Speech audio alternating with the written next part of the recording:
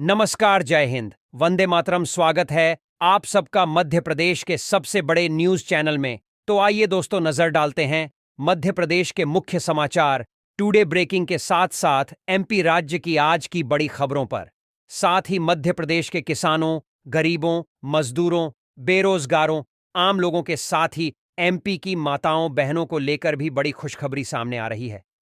साथ ही मोहन यादव ने मध्य प्रदेश के अंदर 10 नए नियम लागू कर दिए और साथ ही मध्य प्रदेश के इन जिलों में अब धारा 144 लागू कर दी गई है। तो नए नियम क्या है और किन किन जिलों में धारा 144 लागू हुई है, इसकी जानकारी आपको वीडियो में बताएंगे। साथ ही प्रदेश की महिलाओं के लिए 8 बड़ी योजनाएं लागू हो गई हैं। उसके बाद राज्य की इन महिलाओं लाडली आवास योजना के तहत 50,000 रुपए की किस्त दी जाएगी और लाडली बहनों को 4,000 रुपए की राशि दी जाएगी। तो किन किन बहनों को यह लाभ दिया जाएगा, इसकी जानकारी आपको वीडियो में बताएंगे। साथ ही पेट्रोल, डीजल, सोना, चांदी, इनके ताजा भाव क्या है, इसकी जानकारी भी आपको बताएंगे। साथ मौसम समाचार भी आपको बताएंगे। साथ ही मध्य प्रदेश की आज की तमाम बड़ी घोषणाओं और मुख्य खबरों के बारे में विस्तार पूर्वक जानेंगे।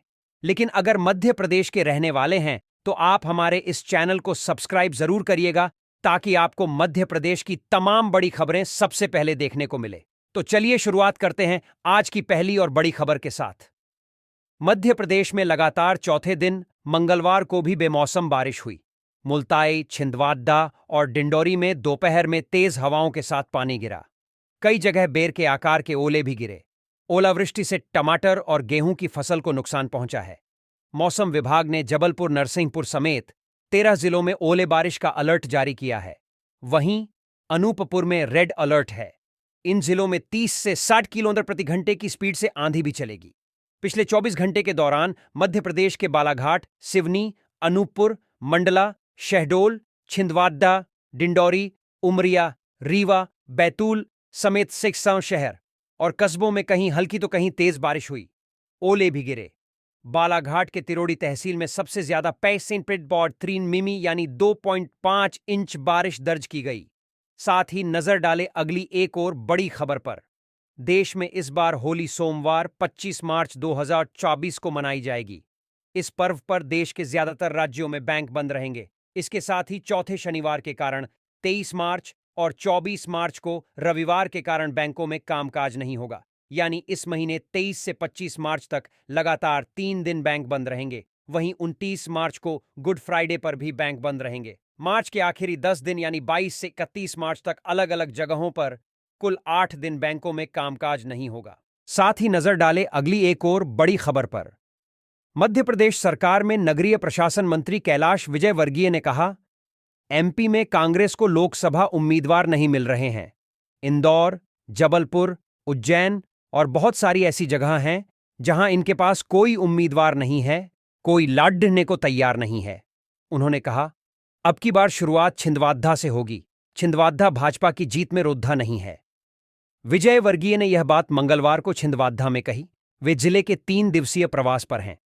पहले दिन अमरवाडा में कार्यकर्ता सम्मेलन में उन्होंने कहा, पीएम मोदी के खिलाफ विपक्ष से प्रधानमंत्री पद का उम्मीदवार कौन है, किसी को नहीं पता। एक बेचारा न्याय यात्रा में पैदल घूम रहा है। इधर से आलू डाल रहा है, उधर से सोना निकाल रहा है। और भी बहुत सारे लोग हैं। शरद पवार अपनी बेटी को नेता बनाना चाहते हैं। मुलायम सिंह अपने बेटे को स्थापित कर चले गए। लालू अपने बेटे को स्थापित कर रहे हैं। साथ ही नजर डाले अगली एक और बड़ी खबर पर। कोटा से नीट की तैयारी कर रही शिवपुरी की छात्रा का अपहरण कर लिया गया। बदमाशों ने उसके पिता के व्हाट्सएप नंबर पर इसकी जानकारी दी। साथ ही लड्डिजकी की फोटो भी भेजी। उसमें लड्डिजकी के हाथ पैर और मुंह बंधे हुए हैं। छात्रा को छोड़ने के एवज में 30 लाख रुपए की फिरौती मांगी गई है। इस मामले में केंद्रीय मंत्री ज्योतिरादित्य सिंधिया ने राजस्थान के मुख्यमंत्री भजन लाल शर्मा से बात की। उन्होंने कहा कि पुलिस जल्द से जल्द तहकीकात कर हमारी बेटी को वापस लाए। पीड़ित बच्ची के पिता से भी मंत्री सिंधिया ने फोन पर बात की। उन्होंने कहा कि बेटी को वापस लाना अब मेरी जिम्मेदारी है। वह आपकी बेटी नहीं, मेरी भी बेटी है। साथ ही नजर डाले अगली बड़ी खबर पर। सुप्रीम कोर्ट ने पतंजलि आयुर्वेद के गुमराह करने वाले दवा विज्ञापन मामले में स्वामी रामदेव, पतंजलि के को फाउंडर और पतंजलि के एमडी आचार्य बालकृष्ण को कोर्ट में पेश होने को कहा है। कंपनी और आचार्य बालकृष्ण ने नोटिस का जवाब दाखिल नहीं किया, जिसकी वजह से यह आदेश जारी किया गया है।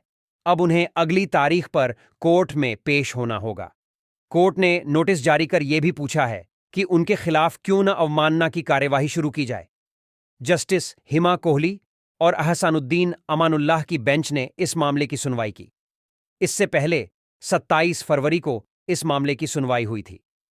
27 फरवरी की सुनवाई में कोर्ट ने पतंजलि आयुर्वेद के गुमराह करने वाले दवा विज्ञापनों पर रोक लगाई थी। इसके अलावा अवमानना कार्यवाही में कारण बताओ नोटिस जारी किया था। दरअसल कोर्ट ने पिछले साल भ्रामक विज्ञापन जारी नहीं करने का निर्देश दिया था, लेकिन कंपनी ने इसे नजरअंदाज किया। साथ ही नजर डाले अगली एक और बड़ी खबर पर। प्रधानमंत्री नरेंद्र मोदी तमिलनाडु में अपने दिवंगत साथियों को याद करके भावुक हो गए। तेलंगाना के स्टेट प्रेसिडेंट रहे के.एन. लक्ष्मण और पार्टी के ऑडिटर रहे रमेश का जिक्र करते ही पीएम 63 सेकंड तक खामोश रहे। इसके बाद उन्होंने अपनी बात जारी रखी। मोदी मंगलवार को सेलम में जनसभा को संबोधित कर रहे थे।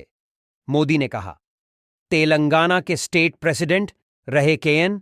लक्ष्मण ने पार्टी के प्रचार के लिए बहुत काम किया। पार्टी के ऑडिटर रहे रमेश को भी मैं नहीं भूल सकता। उन्होंने पार्टी के लिए काफी काम किए हैं। आज वे हमारे साथ नहीं हैं। उनकी हत्या कर दी गई। मैं उन्हें श्रद्धांजलि देता हूं। प्रधानमंत्री मोदी 5 दिन के दक्षिण भारत के दौरे पर हैं। आज 19 मार्च को सुबह उन्होंने केरल के पलक्कड़ में रोड शो किया था। इसके बाद तमिलनाडु के सेलम में उन्होंने जनसभा को संबोधित करते हुए 17 मार्च की INDA अलायंस की रैली का जवाब दिया। उन्होंने कहा, INDIA वाले हिंदू धर्म का बार बार अपमान करते हैं। हिंदू धर्म की जिस शक्ति में आस्था होती है, DMK और कांग्रेस इस शक्ति का विनाश करना चाहते हैं। साथ ही नजर डाले अगली एक और बड़ी खबर पर। उज्जैन जिले में लहसुन फसल की रखवाली कर रहे किसान की हत्या कर दी गई। किसान का शव मंगलवार सुबह खेत में खाट पर मिला। घटना बड़नगर के भाटपा चलाना के बालोदा लखा गांव की है। किसान किशन सिंह चावद्दा 50 घर से 1 किलोमीटर दूर खेत पर सोते थे। सुबह वे घर नहीं लौटे। परिवार के लोगों ने खेत पर जाकर देखा, वे खाट पर पड्डे थे। CSP नितेश भार्गव ने बताया कि हत्या का कारण अभी स्पष्ट नहीं है। पुलिस जांच कर रही है। आसपास के खेत के किसानों से भी पूछताछ की जा रही है। कांग्रेस के प्रदेशाध्यक्ष जीतू पटवारी ने घटना पर कहा, मुख्यमंत्री डॉ. मोहन यादव जी, आप गृहमंत्री बनाम मुख्यमंत्री हैं। उज्जैन आपका गृह जिला है। सबसे ज्यादा अराजकता भी उज्जैन जिले में ही हो रही है। क्यों?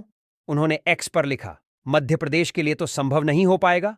आप एक काम कीजिए, उज्जैन में गंभीर होते अपराधों को नियंत्रित करने के लिए ही अगले 100 दिन की कार्य योजना सामने रख दीजिए। अपने गृह जिले को तो इस बात का विश्वास दिला दीजिए कि उनके लोकप्रिय गृह मंत्री के नेतृत्व में आने वाले 100 दिन तक वे निश्चिंत होकर सुरक्षित महसूस कर सकते हैं।